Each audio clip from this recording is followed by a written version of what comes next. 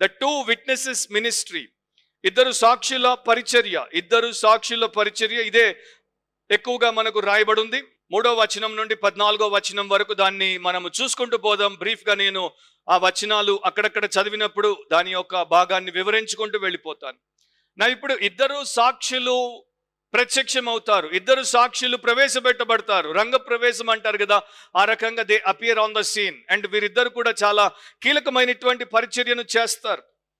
దేవుడు 3వ వచనంలో మీరు చూస్తే, నేను నా ఇద్దరు సాక్షులకు అధికారం ఇచ్చదను అని వారి గురించి ఆయన మాట్లాడుతున్నాడు. సో వీరిద్దరు కూడా యేసు ప్రభు యొక్క సాక్షులు, వీరిద్దరు దేవుడి యొక్క అధికారము చేత అనుమతించబడినటువంటి సాక్షులు, దేవుడి యొక్క ఆలోచనను నెరవేర్చడానికి భూమి మీదకి ప్రవేశపెట్టబడినటువంటి సాక్షులు.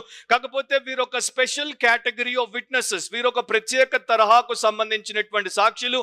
ఇక్కడ ఉన్నటువంటి మనమందరం కూడా సాక్షులమే, కానీ మన కేటగిరీ ఒకటైతే ఈ ఇద్దరు సాక్షుల కేటగిరీ ఇంకొక టైపు.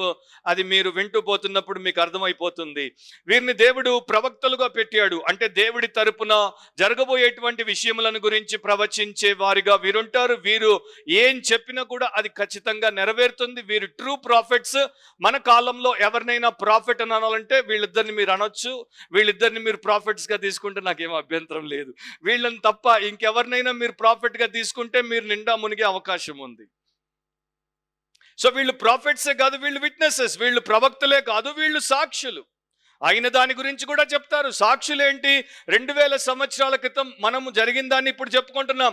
వీరు కొన్ని సంవత్సరాల క్రితం యెరూషలేములో యేసుక్రీస్తు ప్రభు మీ అందరి పాపాల కొరకు ఏ రకంగా పరిహారం చేశాడు, ఏ రకంగా ఆయన చనిపోయి సమాధి చేయబడి 3వ దినం తిరిగి లేచాడు అనేటువంటి శుభవర్తమానం ప్రకటించే విషయంలో సాక్షులు.